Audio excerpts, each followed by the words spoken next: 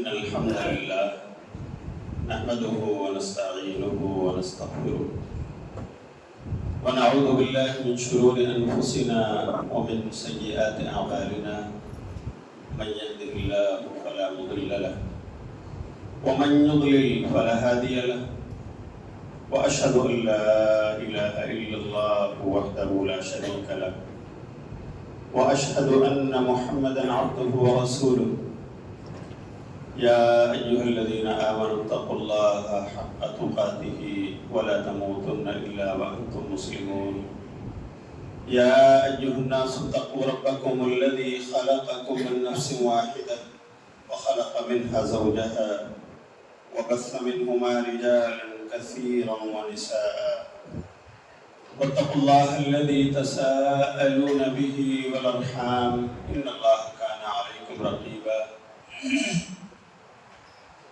يا أيها الذين آمنوا اتقوا الله وقولوا قولا سديدا يصلح لكم أعمالكم ويغفر لكم ذنوبكم ومن يطع الله ورسوله فقد فاز فوزا عظيما أما بعد فإن خير الحديث كتاب الله وخير الهدي هدي محمد صلى الله عليه وسلم وشر الأمور محدثاتها وكل محدثة بدعة وكل بدعة ضلالة وكل ضلالة في النار. قال الله تعالى في القرآن المجيد: أعوذ بالله من الشيطان الرجيم بسم الله الرحمن الرحيم إنما المؤمنون إخوة. وقال النبي صلى الله عليه وسلم في حديث صحيح ما رواه الإمام مسلم في كتابه الدين النصيحة. قلنا لمن يا رسول الله؟ قال لله ولكتابه ولرسوله ولأئمة المسلمين وعامته.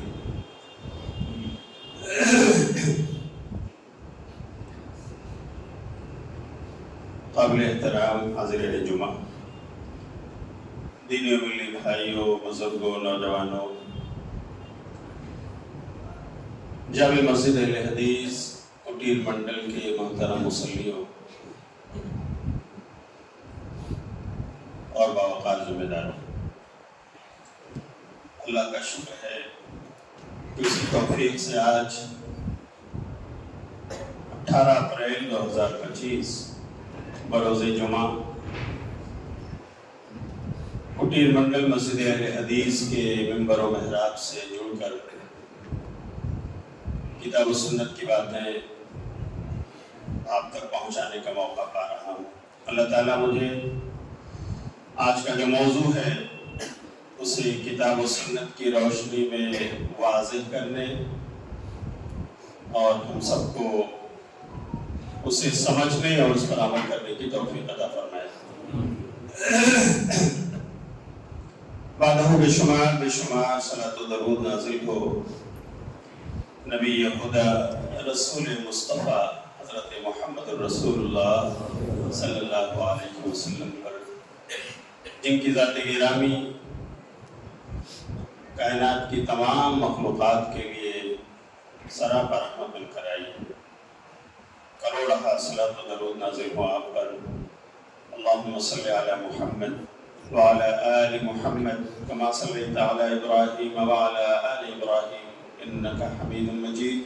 اللہم بارک علی محمد وعلی آل محمد کما بارکت علی ابراہیم وعلی آل ابراہیم انکا حمید مجید۔ محترم حاضرین جمعہ، آج خطبہ جمعہ کا موضوع ہے اسلام خیر خواہی کا نام ہے۔ میرے بھائیوں، اگر ہم کتاب و سنت کا مطالعہ کریں تو ہمیں پتہ چلے گا کہ انسانی برادری میں رہتے ہوئے اگر ہم سب شانتی اور سلامتی کے ساتھ اس سماج میں امن و چین کے ساتھ زندگی گزارنا چاہتے ہیں تو اس کے نسخے کا ایک اہم ایجنڈا ہے خیر خواہی، کہ ہم آپس میں ایک دوسرے کے خیر خواہ ہوں۔ خیر خواہی کسے کہتے ہیں؟ ایک سوال ہے۔ عربی زبان میں اس کے لیے نصیحہ کا لفظ ہے، الدین النصیحہ۔ پیارے نبی صلی اللہ علیہ وسلم نے، صحیح مسلم کی روایت ہے، امام مسلم نے اس حدیث کو اپنے کتاب میں ذکر کیا ہے کہ آپ صلی اللہ علیہ وسلم نے فرمایا الدین النصیحہ، کہ میرے صحابہ دین سراپا خیر خواہی ہے۔ قلنا لمن یا رسول اللہ، صحابہ کہتے ہیں ہم نے پوچھا کس کے لیے اے پیارے رسول؟ تو آپ نے کہا للہ، اللہ کے لیے خیر خواہی، وَلِكِتَابِهِ، اللہ کی کتاب کے لیے خیر خواہی، وَلِرَسُولِهِ، اور اس کے رسول کے لیے خیر خواہی، وَلِأَئِمَّةِ الْمُسْلِمِينَ، اور مسلمانوں کے لیڈرز اور امراء کے لیے خیر خواہی، وَعَامَّتِهِمْ، اور عوام اور رعایا کے لیے خیر خواہی۔ تو میرے بھائیو، آپ دیکھیں پیارے نبی صلی اللہ علیہ وسلم نے اس حدیث میں آپ نے اتنی تمام چیزوں کو جمع کر دیا کہ ایک انسان کو اللہ کا بھی خیر خواہ ہونا چاہیے، یعنی اللہ کے حقوق کو ادا کرنا چاہیے، اور اس کا سب سے بڑا حق ہے کہ اسے اس کے اسماء و صفات، اس کی ذات، اس کی صفات میں اکیلا، یکتا اور بے مثل مانا جائے، اس کے ساتھ کسی کو تشبیہ نہ دی جائے، بلا تعویل کے، بلا تشبیہ کے، اللہ کو اس کی ذات میں اکیلا صاحب تصرف سمجھا جائے، یہ توحید ہے جو اس کا حق ہے۔ تو اللہ کے ساتھ خیر خواہی ہے کہ توحید پر ایمان لائے، شرک سے بچا جائے۔ کتاب کے ساتھ خیر خواہی یہ ہے کہ کتاب اللہ کو پڑھا جائے اور اس پر عمل کیا جائے اور اس کی چرچا کی جائے۔ اللہ کے رسول کے ساتھ خیر خواہی یہ ہے کہ آپ پر ایمان لایا جائے اور ایمان کے جو حقوق ہیں اس کو ادا کیے جائیں۔ اور ائمہ دین، یعنی دین میں جو ہمارے لیڈرز ہیں، اللہ نے جنہیں ہمارا حکمراں، بادشاہ یا خلیفہ بنایا ہے، ان کے ساتھ خیر خواہ، اور اسی طرح عامت الناس کے لیے بھی چاہیے کہ خیر خواہی ہو۔ یعنی اس کا مطلب یہ ہوا کہ ایک بھائی اپنے بھائی کا خیر خواہ ہو، ایک پڑوسی اپنے پڑوسی کا خیر خواہ ہو، ایک رشتہ دار اپنے رشتہ دار کا خیر خواہ ہو، ایک راجہ اپنی پرجا کا خیر خواہ ہو، ایک امام مسجد اپنے مقتدیوں کا خیر خواہ ہو، مسجد میں پڑھنے والے مقتدی اپنے امام کے خیر خواہ ہو، ایک تاجر اور بزنس مین اپنے کسٹمر کا خیر خواہ ہو، اسی طرح یہ کسٹمرز جس سے ڈیل کر رہے ہیں اس کے خیر خواہ بنے۔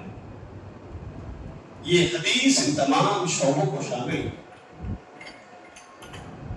لیکن آپ پوچھ رہے ہوں کہ خیر خواہی کسے کہتے ہیں؟ تو میرے بھائیوں، خیر خواہی یہ ہے کہ کسی بھائی کو مشورے کی ضرورت ہے تو آپ اچھا مشورہ دیجیے جو اس کے حق میں بہتر ہے، خلوص دل کے ساتھ وہ مشورہ دیجیے۔ آپ کے اپنے بھائی میں کوئی کمی اور کوتاہی نظر آ رہی ہے تو اسے بھلائی پر ابھاریے۔ بھائی نماز میں کوتاہی کر رہے ہو، پابندی سے پڑھو، اچھے اخلاق اور عادات پر ابھاریے۔ یہ اپنے بھائی کے ساتھ، مسلمان کے ساتھ خیر خواہی۔ اپنے بھائی میں، پڑوسی میں، رشتہ دار میں کوئی گناہ، کوئی مسٹیک، کوئی برائی نظر آئے تو اس برائی کی اصلاح کے لیے اس سے مل کر کہا جائے، اس کو ٹوکا جائے کہ اس کے ساتھ خیر خواہی، بجائے اس کی کہ پروپیگنڈا کیا جائے، سماج اور معاشرے میں لوگوں کو اس سے بدگمان کیا جائے۔ خیر خواہی یہ ہے کہ اس آدمی سے ملا جائے، ہم اگر اس سے مل کر اس کی بات اس سے کرتے ہیں، اس کے گناہ کا ذکر اس سے کرتے ہیں تو وہ اصلاح کرے گا۔ ہاں، اپنے آپ کے اندر جو کمی ہے، کوتاہی ہے، اس پر نظر ثانی کرے گا، اور شاید آپ کے اس میٹھے بول کی وجہ سے، خیر خواہی کی وجہ سے اپنی اصلاح کریں۔ جبکہ اگر ہم اس کی باتوں کو ادھر ادھر پھراتے رہیں گے، سماج اور سوسائٹی میں اسے بدگمان کرنے کی کوشش کریں گے، تو پھر معاملہ الٹا ہو جائے گا، وہ تو ادھر بن جائے گا، اپنی اصلاح نہیں کریں گے۔ تو میرے بھائیوں، اسی طرح تاجر اگر اپنے کسٹمرز کے ساتھ خیر خواہ بننا چاہتا ہے تو اسے چاہیے کہ اپنی پروفٹ پر بھی نظر رکھے، ایسا نہ ہو کہ کسٹمر مل گیا تو اس کی جیب کاٹ لی جائے، نہیں، اس کے ساتھ خیر خواہی یہ ہے بس اس قدر منافع کا مطالبہ ہو کہ جسے وہ برداشت کر سکے، اور مارکیٹ جس کی اجازت دے رہی ہو، مارکیٹ سے اوپر اٹھ کر کے آپ اس کے جیب اور تجوری کو کھنگالنا چاہیں گے تو یہ خیر خواہی نہیں۔ اللہ اکبر۔ تو میرے بھائیوں، خیر خواہی کا معاملہ دین کے ہر شعبے میں ہے۔ اللہ کی قسم اگر اس بات کو ہم لوگ اپنا لیں نا، ہم چین کی بانسری بنائیں، ہماری آپسی خانہ جنگیاں ختم ہو جائیں، ہم ایک دوسرے کے اچھا چاہنے والے اگر بن جائیں تو میرے بھائیو شانتی اور سلامتی پھیلی پھولے۔ ایک حدیث میں آپ کے سامنے ذکر کرتا ہوں، جس میں پیارے نبی صلی اللہ علیہ وسلم نے خیر خواہی کے طریقے بتائے کہ ایک مسلمان اپنے مسلمان بھائی کا خیر خواہ کیسے، کیونکہ قرآن نے کہا ہے سورہ حجرات کی آیت نمبر 10، انما المؤمنون اخوہ، تمام اہل ایمان آپس میں بھائی بھائی ہیں۔ ہاں، اس لیے کہ ان کے ماں باپ ایک، باپ آدم اور ماں حوا، اگر ایک ماں باپ ہیں اور سب ایک ماں باپ کی سنتان اور اولاد ہیں تو ظاہر سی بات ہے سب بھائی بھائی، اور اگر یہ بھائی بھائی ہیں تو پھر میرے بھائی ہونے کا تقاضا یہ ہے کہ خیر خواہی، ویل وشنگ ہو، ہم اچھا چاہنے والے بنے، کسی کے بارے میں برا نہ سوچیں، برا چاہنے والے نہ بنے، کہ اس کا تقاضا ہے۔ نبی صلی اللہ علیہ وسلم نے فرمایا خیر خواہی کیا ہے؟ اذا لقیتہ فسلم علیہ، بھائی سے ملاقات ہو تو مسکراتے ہوئے چہرے کے ساتھ ملو اور السلام علیکم کہو، خیر خواہی۔ وَإِذَا دَعَاكَ فَأَجِبْهُ، آپ کا بھائی آپ کو اپنے دعوت پر بلائے تو آپ لبیک کہیے، حاضری دیجئے، قبول کیجئے۔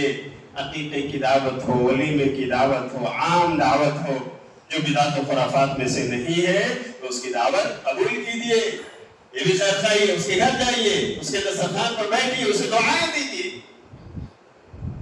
وَإِذَا اسْتَنصَحَكَ فَانصَحْهُ، اور جب وہ آپ سے مشورہ چاہے، خیر خواہی چاہے تو آپ اسے اچھا مشورہ دیجئے۔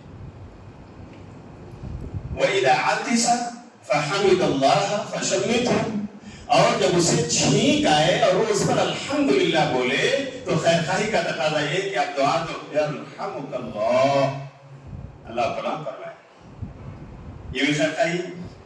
وَإِذَا مَرِضَ فَعُدْهُ، اور اگر آپ کا بھائی بیمار ہو جائے، مسلمان بھائی تو آپ اس کی عیادت کریں، اس کی بیمار پرسی کے لیے جائیں، اس کے گھر پر یا ہاسپٹل میں جہاں وہ اویلیبل ہو، ہاں آپ اس کے سر پر ہاتھ رکھیں، طہور انشاءاللہ، اللہ نے چاہا تو شفا ملے گی، ہاں اطمینان دلائیں، یہ بھی اس کے ساتھ خیر خواہی، اس کا دل بڑا کریں، آپ اس کو حوصلہ دیں۔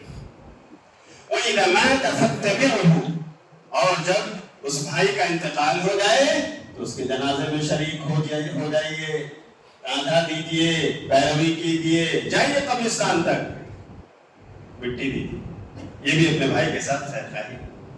تو میرے بھائیوں، یہ وہ چیزیں ہیں جو پیارے نبی صلی اللہ علیہ وسلم نے ایک مسلمان کے لیے دوسرے مسلمان کی خیر خواہی کے تعلق سے بیان فرمایا ہے کہ اس کے حقوق ہیں جو ہمیں ادا کر لے۔ اللہ تعالیٰ ہم سب کو ادا کرنے کی توفیق عطا فرمائے. پیارے نبی صلی اللہ علیہ وسلم کے پاس جب کبھی میرے بھائیوں کوئی مشورے کے لیے آتا آپ اسے اچھا مشورہ دیں, آپ اسے بھلائی کی طرف ابھارتے.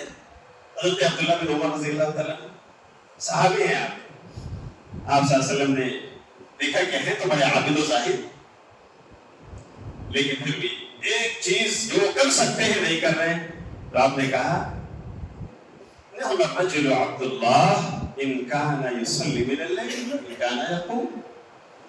کہ عبداللہ آپ بڑے اچھے آدمی ہو, اگر تہجد کی نماز پڑھنے لگو, اگر قیام اللیل کرو تو عبداللہ بڑے اچھے انسان ہو. سبحان اللہ. دیکھیں اللہ کے رسول بھائی کو ڈبا رہے اپنے بھائی, اپنے امتی کو آپ صلی اللہ علیہ وسلم ایک نیکی کی ترغیب دے رہے ہیں. حالانکہ یہ قیام اللیل, یہ تہجد کی نماز فرض نہیں ہے, لیکن آپ نے دیکھا کہ عبداللہ کر سکتے ہیں, ان میں یہ اسٹرینتھ ہے, اور ان میں اگر ترغیب دی جائے تو وہ کر سکتے ہیں. تو آپ نے مشورہ دیا کہ عبداللہ اگر تہجد کی نماز پڑھو بڑے اچھے انسان.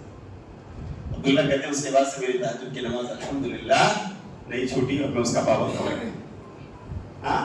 پیارے نبی صلی اللہ علیہ وسلم کے پاس ایک بار جو ہے ایک خاتون آتی ہے, حضرت فاطمہ بنت قیس رضی اللہ تعالی عنہا. حضرت فاطمہ, یہ فاطمہ بنت قیس ہیں, تو وہ کہتی ہے کہ پیارے رسول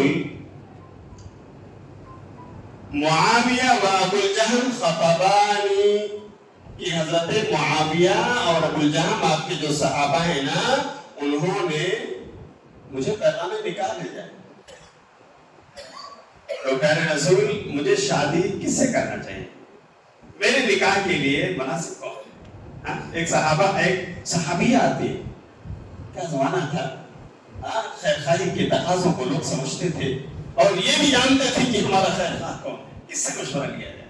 میرے بھائی یہ بھی بہت عام چیز ہے, اسی لیے نبی صلی اللہ علیہ وسلم نے کہا اچھا خواب بیان کرنا ہے نا تو اچھے خیر خواہ انسان سے بیان کریں, جو اپنی زبان سے اگر کچھ بولے تو اچھی بات آپ کے لیے بولے, کیونکہ اس کے دل میں آپ کے لیے چاہتے ہیں, اس کے دل میں آپ کے لیے امنگیں ہیں, آپ کے لیے نیک جذبات ہیں. وہ زبان کھولے گا تو اچھی تعبیر بتائے گا, اور آپ بدخواہ کے پاس چلے جاؤ گے جو آپ کا برا چاہتا ہے, اور اس کے پاس اچھی بات بھی بتاؤ گے, برا نکالے گا وہ. تو نبی صلی اللہ علیہ وسلم سے انہوں نے سوال کیا, مشورہ مانگا. پھر نبی صلی اللہ علیہ وسلم نے کیا کیا؟ دیکھیے آپ نے خیر خواہی کے تقاضے پورے کیے. آپ نے کہا اما معاویہ فسولو لا مال له. معاویہ کا جو معاملہ ہے فاطمہ, تو وہ بڑے غریب نادار تنگ دست انسان ہیں. تم ایک ناز و نعم میں بڑی بڑی خاتون, شاید وہ تمہارے رکھ رکھاؤ کو قائم نہ رکھ پائیں, تمہارا ان کا وہ معیار مل نہیں, اور شاید اس کی وجہ سے تمہارا نباہ کرنا مشکل ہو جائے. ایسا نہیں کہ غریب انسانوں سے شادی جائز نہیں, لیکن آپ سائیکالوجسٹ تھے, آپ نفسیات کے ماہر تھے.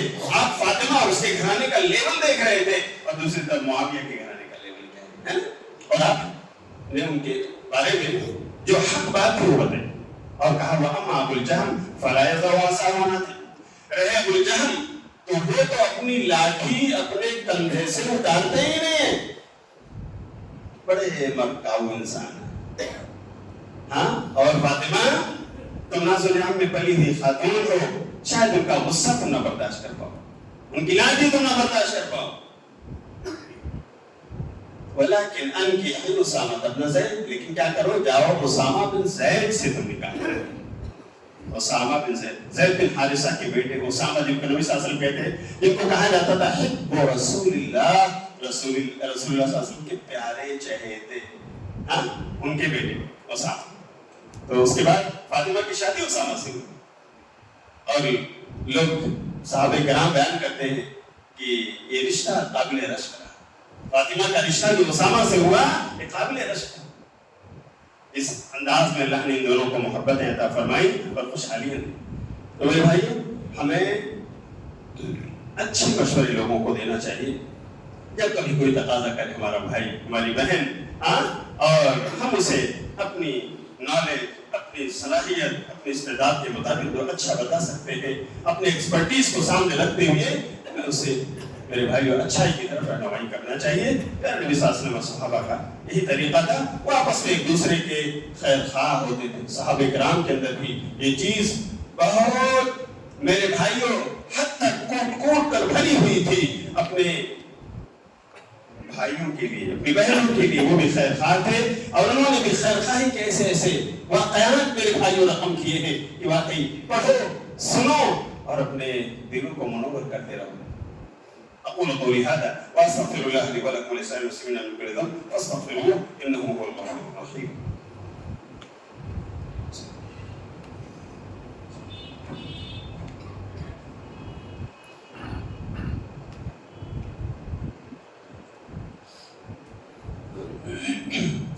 إن الحمد لله نحمده ونستعينه ونستغفره ونعوذ بالله من شرور أنفسنا ومن سيئات أعمالنا من يهده الله فلا مضل له ومن يضلل فلا هادي له وأشهد أن لا إله إلا الله وحده لا شريك له وأشهد أن محمدا عبده ورسوله أرسله بالحق بشيرا ونذيرا أما بعد۔ محترم حاضرین جمعہ، دینی ولی بھائیوں، محترم بزرگوں، کلی نوجوانوں اور تمام باوقار مسلموں، پہلے خطبے کا خلاصہ یہ، اسلام سراپا خیر خواہی کا نام ہے۔ ہمیں آپس میں اس انسانی برادری میں رہتے ہوئے ایک دوسرے کا خیر خواہ رہنا چاہیے۔ کبھی کسی بھائی سے لغزش ہو جائے، کوتاہی ہو جائے تو اسے نصیحت کرنا چاہیے، بجائے اس کی کہ ہم برسر پیکار ہو جائیں، ہم آپس میں تو میں کا شکار ہو جائیں اور ایک دوسرے کے خلاف میرے بھائیو انتقامی جذبات اپنے دلوں میں ٹھان لیں۔ اس کے بجائے ہمیں ایک دوسرے کے ساتھ عفو درگزر کا معاملہ کرنا چاہیے، یہ بھی خیر خواہی ہے اور انہیں اصلاح کا موقع دینا چاہیے، اچھے مشورے سے انہیں نوازتے رہنا چاہیے۔ صحابہ کرام بھی ایسا کیا کرتے تھے، جب کبھی کسی کی کوتاہی، غلطی، برائی دیکھتے نا تو صحابہ انہی سے مل کر کہتے تھے، ادھر ادھر اس کے چرچے نہیں کرتے تھے، یہاں بیٹھے تو وہاں بیان کر دیا، وہاں ہوٹل پہ بیٹھے تو وہاں بیان کر دیا، وہاں دکان پہ دو چار جمع ہوئی تو وہاں قصہ اور کہانی شروع ہو گئی، بدگوئی میں اپنی زبان کو تر کر لیا۔ نہیں، صحابہ ایسے نہیں، وہ جس کی کوتاہی دیکھتے تھے اس سے ملتے تھے، اس کی اصلاح کا جذبہ ان کے دلوں میں کار فرما ہوتا تھا اور پھر اصلاح ہوتی تھی۔ ایک واقعہ سنا ہوں میرے بھائیوں، وہ اپنا ایمان تازہ کر لیا۔ یہ صحیح بخاری کی روایت ہے، 1968 نمبر کی حدیث ہے، 1968۔ نبی صلی اللہ علیہ وسلم نے ہجرت کے بعد مدینے میں جب مہاجرین کی بڑی تعداد جمع ہو گئی، مختلف دیار سے، مکہ مکرمہ سے اور دوسری جگہوں سے آ کر، تو آپ صلی اللہ علیہ وسلم نے انصار کو بلایا، جمع کیا اور مہاجرین کے ساتھ بٹھا کر ان کے درمیان برادرہوڈ، بھائی چارہ آپ نے کروایا۔ یہ دیکھو انصاری بھائیو، یہ تمہارا شہر ہے، یہ تمہارا وطن ہے، تمہارے مادر وطن میں تمہارے اہل ایمان بھائی اپنا گھر بار، اپنا کھیت کھلیان، اپنی تجارت و بزنس سب کچھ چھوڑ چھاڑ کر، ایمان بچا کر تمہارے دیار میں پہنچے ہیں۔ اب ان کو شیلٹر دینا، ان کے کھانے پینے کا انتظام کرنا، ان کے ساتھ برادرانہ سلوک کرنا، یہ اخلاقی فریضہ ہے تمہارا۔ لے جاؤ فلاں کو، تم لے جاؤ، یہ فلاں مہاجر بھائی کو، اے انصاری صاحبی آپ تم لے جاؤ۔ اس طرح نبی صلی اللہ علیہ وسلم نے بانٹ دیا اور مہاجروں کو انصاری بھائیوں کے گھر بھیج دیا اور وہ ان کے ساتھ اپنے سگے بھائی کی طرح سلوک کرتے ہوئے نظر آئے۔ حضرت سلمان فارسی رضی اللہ تعالیٰ جن کا واقعہ میں بیان کرنے جا رہا ہوں، فارس سے آئے ہیں، ایران سے، ایمان کی دولت ملی ہے، مہاجر ہیں۔ آپ صلی اللہ علیہ وسلم نے انہیں ابو دردہ انصاری کے گھر بھیجا، ابو دردہ انہیں تم لے جاؤ۔ حضرت ابو دردہ رضی اللہ تعالیٰ عنہ کے گھر گئے، سلمان کھا رہے ہیں، پی رہے ہیں، وہی زندگی گزار رہے ہیں، مسجد سے جڑے ہوئے اللہ کی عبادت کر رہے ہیں، پیارے نبی کے دروس میں بیٹھ رہے ہیں۔ لیکن اسی درمیان انہوں نے کیا دیکھا کہ ابو دردہ کی جو بیوی ہے ام دردہ، حدیث کے الفاظ ہیں،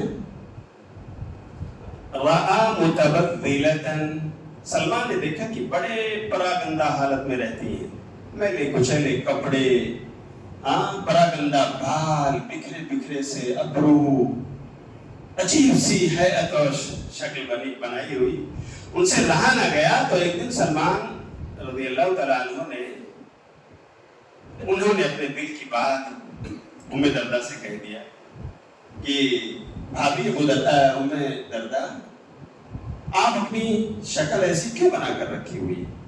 اپنے حالات کے پراگندہ آپ نے کیوں رکھی؟ آپ میرے بھائی ابو درداء کی اہلیہ ہیں، میرے بھائی کو تکلیف نہیں ہوگی؟ ہاں، آپ اپنے حالات کو سدھاریں۔ میرے بھائی کو آپ سوچ رہے ہوں گے کہ آخر سلمان نے کسی غیر محرم خاتون سے بات کیوں کیا؟ تو میں آپ کو بتاؤں، یہ واقعہ اس وقت کا ہے جب ابھی پردے کا حکم نازل نہیں ہوا، پردہ نہیں کرتی تھی عورتیں، ایک دوسرے سے بات کرنا یا اس طرح کی چیز اس معاشرے میں ابھی کہہ لیجیے چل رہی تھی۔ تب سلمان نے دیکھا تھا ان کو، ان کے کہہ لیجیے چہرے مہرے کو یا ان کی حیات و شکل کو، اور پھر انہوں نے اپنی بات رکھی کہ ایسا کیوں آپ رہتے ہیں، آپ کو اچھے انداز میں رہنا چاہیے۔ پردے کا حکم اس کے بعد آیا ہے۔ تو خیر خائی دیکھیے، حضرت ام درداء بھی کہتی ہیں کہ بھائی سلمان، ایسی بات آپ نے پوچھ لی ہے کہ ابھی تک میں نے اسے اپنے دل کے رازوں میں رکھا تھا، کسی کو نہ بتایا تھا، کہ بات بھی میرے شوہر کی۔ ان ابا الدرداء لیس لہ حاجۃ فی الدنیا، اصل میں سلمان آپ کے بھائی ابو درداء کو دنیا کی کوئی ضرورت ہی نہیں، نہ بیوی کی ضرورت، نہ اور کسی چیز کی۔ وہ دن بھر نفلی روزے رکھتے ہیں، میرے پاس نہیں آتے کیونکہ روزے کی حالت میں آدمی بیوی کو اپروچ نہیں کر سکتا، اور رات بھر ان کا مصلی بچھا رہتا ہے، وہ قیام اللیل کرتے ہیں، نمازیں پڑھتے ہیں، اس وقت بھی انہیں بیوی کی ضرورت نہیں۔ تو بتاؤ میرے بھائی سلمان، میں کس کے لیے اپنے آپ کو بناؤں سکتا؟ بالوں میں کنگھی کروں، خوشبو لگاؤں، اچھے کپڑے پہنوں، نہاؤں دھوؤں، بولو کس کے لیے؟ آپ کے بھائی کو میری ضرورت ہے۔ اللہ اکبر۔ میرے بھائی سلمان رضی اللہ تعالیٰ عنہ نے یہ بات سنی تو انہوں نے ادھر ادھر نہیں بیان کیا کہ دیکھو ابو درداء ایسا کرتے ہیں ویسا نہیں۔ ابو درداء کے اس معاملے کی تحقیق سب سے پہلے انہوں نے، خیر خائی یہ بھی ہے کہ آپ بھائی کے بارے میں کوئی بات سنو نا، اس کی جانکاری لے لو، how far it is authentic, it is true، کہاں تک ہے یہ سچ۔ تو انہوں نے تحقیق کی اپنے دور سے، اتنی بڑی بات کہ ابو درداء کو نہ دن میں بیوی کی ضرورت نہ رات میں بیوی کی ضرورت، آخر شادی کس لیے کیوں؟ تو جب دن آیا اور ابو درداء نے معمول کے مطابق دوپہر کے کھانے پر بلایا اپنے بھائی سلمان کو کہ چلو سلمان کھانا کھا آئے، تو انہوں نے کہا کہ ابو درداء بیٹھو آپ بھی کھاؤ، آج آپ بھی میرے ساتھ کھاؤ۔ انی صائم یا اخی، انہوں نے کہا کہ میں تو روزے سے ہوں، میں تو روزہ رکھا ہوں، نفلی روزہ، یہ رمضان کی بات نہیں ہے، عام دنوں کی بات۔ انہوں نے کہا میں روزے سے ہوں۔ کہا ٹھیک ہے نفلی روزہ ہے نا، توڑ دو یار میرے لیے، چلو بیٹھ کے کھاؤ۔ روزہ توڑوایا انہوں نے، ابو درداء نے روزہ توڑا، بیٹھ کے کھایا۔ انہیں معلوم ہو گیا کہ یقیناً یہ نفلی روزہ روزانہ رکھتے ہیں، آج پکڑے گئے۔ اچھا اس کے بعد جب رات آئی تو کہنے لگے کہ ابو درداء اگر آج آپ میرے کمرے میں سو جاتے، بستر لے آتے آپ۔ کہا ٹھیک ہے کیا کوئی بات نہیں، لے آتا ہوں۔ عشاء کے بعد گئے، سونے کا جب وقت تھا اپنا بستر لائے اور سلمان کے روم میں آ کے بچھا لی۔ انہیں کیا پڑتی، انہیں کیا پڑی تھی، وہ تو رات پر عبادت کرنے والے نا، یہاں سوئے وہاں سوئے، بیوی کی ضرورت ہی نہیں ہے۔ تو دونوں سوئے۔ ابو درداء اپنے معمول کے مطابق جب انہیں لگا کہ میرے بھائی سلمان سو گئے ہوں گے تب اٹھے، مصلی بچھایا گئے، وضو کرنے لگے۔ اتنے میں سلمان بھی اٹھ بیٹھے۔ کہا ابو درداء ابھی تو پہلی پہر بھی نہیں گزری رات کی اور آپ کا مصلی بچھ گیا، اللہ کے بندے چلو سو جاؤ، کافی رات باقی، لایا اور سلا دیا۔ اچھا اس کے بعد پھر دونوں سو رہے اپنی چادر میں لپٹ کر۔ ابو درداء نے کافی دیر انتظار کیا اور انہیں جب یقین ہو گیا کہ میرے بھائی سلمان اب یقیناً سو گئے ہوں گے تو پھر سے اٹھے اور گئے وضو کرنے لگے۔ اتنے میں سلمان فارسی پھر سے اٹھ بیٹھے۔ بھائی ابو درداء ابھی تو آدھی رات بھی نہیں گزری، میرے بھائی آخر آپ کی آنکھوں کا حق ہے، آپ کے بدن کا حق ہے، آرام کرو، چلو سو، رات کے تیسرے پہر میں نماز پڑھیں گے۔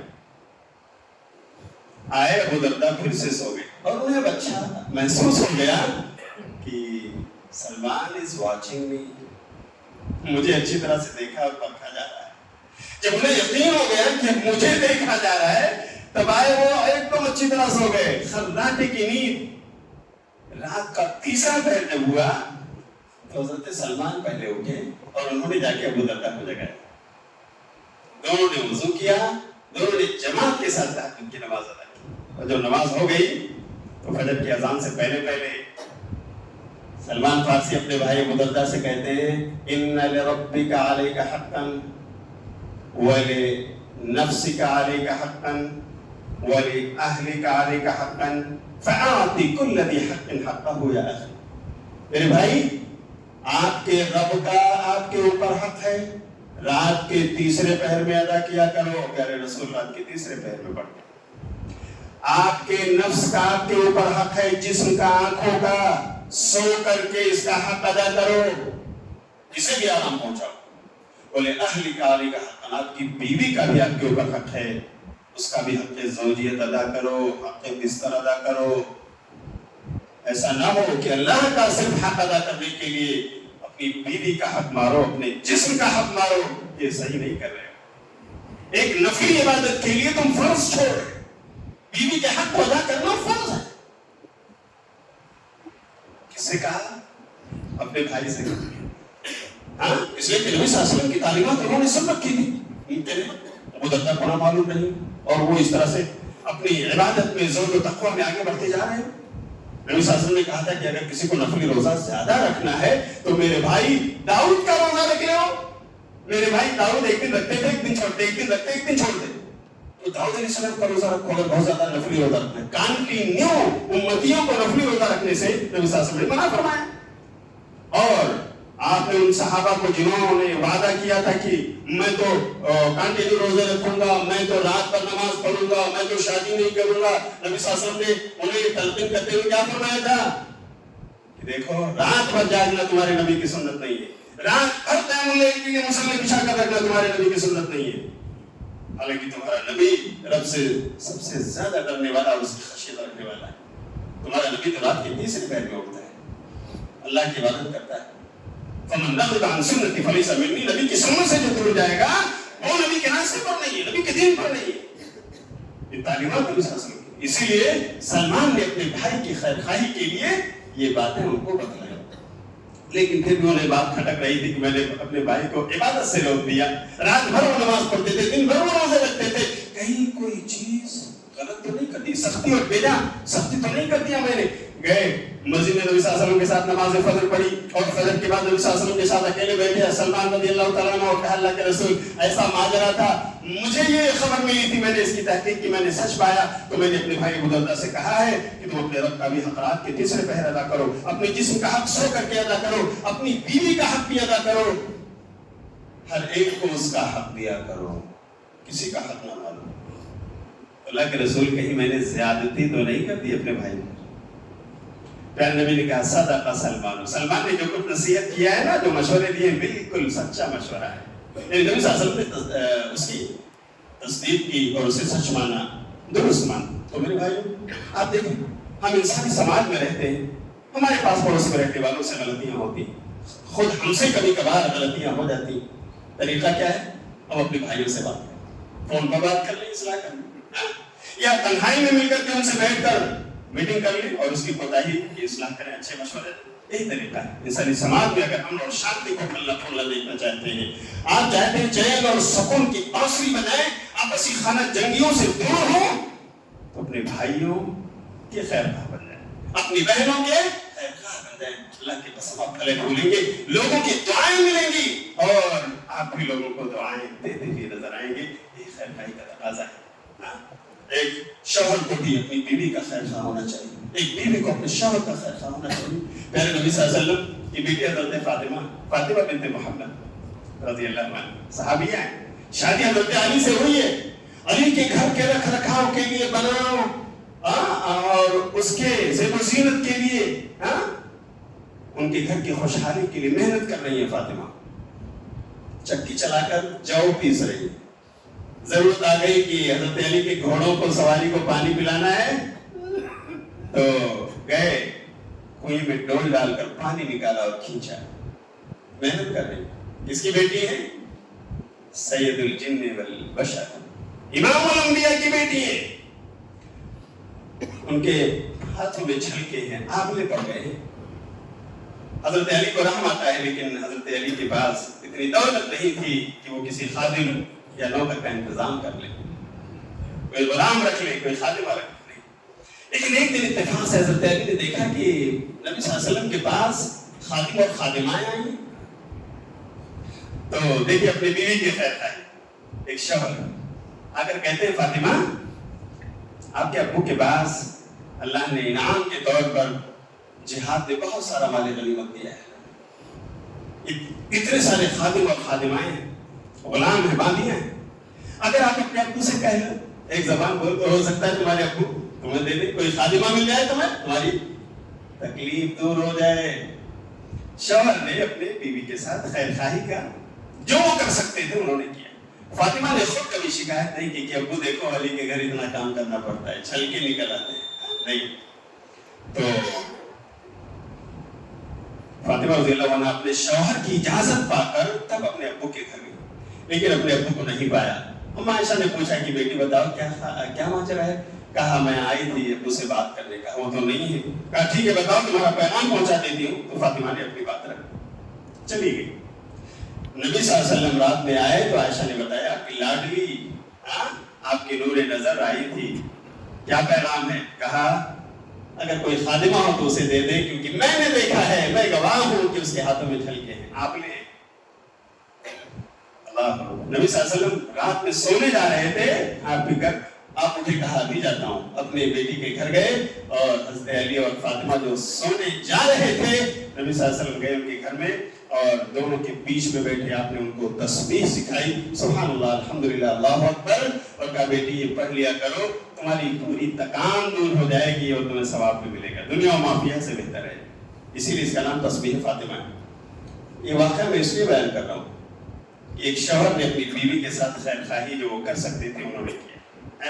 ایسے بیوی کو بھی اپنے شوہر کا خیر خواہ ہونا چاہیے، اس کی غیرت کا خیال رکھنا چاہیے. حضرت عائشہ کی بہن حضرت اسماء بنت ابو بکر زبیر بن عوام کی بیوی ہے. زبیر بن عوام عشرہ مبشرہ میں سے.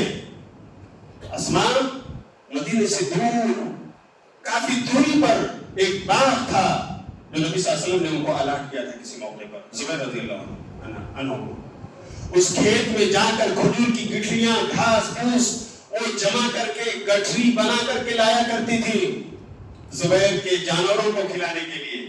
ایک دن وہ اپنے کھیت سے فارم ہاؤس سے واپس ہو رہی تھی، ان کے سر پہ گٹھری تھی اور نبی صلی اللہ علیہ وسلم اسی راستے اپنی اونٹنی پر بیٹھے آ رہے تھے. آپ نے دیکھا کہ میری ساری اسماء وہ بھی اتنا بڑا گٹھری اس کے سر پہ، آپ اپنی اونٹنی سے اتر گئے اور کہا اسماء تم چاہو تو میں تمہیں اسی اونٹنی پر بٹھا دیتا ہوں اور نکیل پکڑ کر لے چلتا ہوں. اسماء چلو پہنچا دوں، تمہارے ساتھ تو بوجھ بھی ہے نا، تمہارا بوجھ ہلکا ہو جائے، میری اونٹنی تمہارے لیے حاضر. اللہ آپ خواتین پر کتنے مہربان تھے. لیکن اسماء نے قبول نہیں کیا. اسماء اپنی گٹھری لے کر چلتی رہی. نبی صلی اللہ علیہ وسلم نے انہیں اجازت دی کہ آپ چاہو تو اس اونٹنی پر بیٹھ جاؤ، میں پہنچا دیتا ہوں. جب پہنچتی ہے مدینہ تو اپنے شوہر سے کہتے ہیں زبیر آج اس دنیا کے سب سے عظیم انسان امام الانبیاء سید البشر نے مجھے اپنی اونٹنی سواری کے لیے دی تھی کہ میں بیٹھ جاؤں. لیکن زبیر مجھے تمہاری غیرت یاد آئی، میرے شوہر مجھے تمہاری غیرت یاد آئی کہ میرے شوہر کو پتہ نہیں اچھا لگے میں کسی دوسرے کی اونٹنی پر بیٹھ گیا. میں نے سید البشر کے اس آفر کو قبول نہ کیا. زبیر تمہاری خیر خواہی کے لیے. اللہ اکبر. میرے بھائیوں اس جیسا عظیم انسان کوئی ہے؟ اس جیسی عظیم رفاقت کسی کی وہ رفاقت ہو سکتی ہے؟ وہ بھی نبی اپنے اونٹنی سے اتر گئے تھے. یہ نہیں کہ میں بیٹھتا ہوں تم بھی بیٹھو میری سالی، نہیں. حالانکہ آج کیا ہو رہا ہے، آپ بائک لے کر لوگ پہنچتے ہیں اور بہت ساری خواتین ایسی ہیں گھروں کی وہ بھی بھیج دیتی ہیں، ارے تمہاری سالی لے جاؤ مارکیٹنگ کرا کے لاؤ، فتنے برپا ہوا ہے. وہ ہو رہا ہے کہ نہیں میرے بھائی؟ کیسے کیا ہو رہا ہے ہم سب دیکھ رہے ہیں. پیارے نبی کی سالی ہے، آپ اتر گئے ہیں لیکن سالی نے بیٹھنا گوارا نہ کیا کہ اسے اس کے شوہر کی غیرت یاد ہے. کیوں کتنی غیرت ہے؟ تو ایک بیوی کو بھی اپنے شوہر کے لیے غیرت مند اور خیر خواہ ہونا چاہیے. آپس میں ایک دوسرے کو خیر خواہی کا حق ادا کرنا چاہیے. اللہ تعالیٰ ہم سب کو اس انسانی برادری میں رہتے ہوئے ایک دوسرے بھائی کے ساتھ خیر خواہی کا جو تقاضا ہے اسے پورا کرنے کی توفیق عطا فرمائے. آمین. ان اللہ وملائکتہ یصلون علی النبی یا ایھا الذین آمنوا صلوا علیہ وسلموا تسلیما. اللهم صل على محمد وعلى آل محمد كما صليت على إبراهيم وعلى آل إبراهيم إنك حميد مجيد. اللهم بارك على محمد وعلى آل محمد كما باركت على إبراهيم وعلى آل إبراهيم إنك حميد مجيد. إن الله يأمر بالعدل والإحسان وإيتاء ذي القربى وينهى عن الفحشاء والمنكر والبغي يعظكم لعلكم تذكرون. واذكروا الله يذكركم وادعوه يستجب لكم ولذكر الله تعالى وأكبر.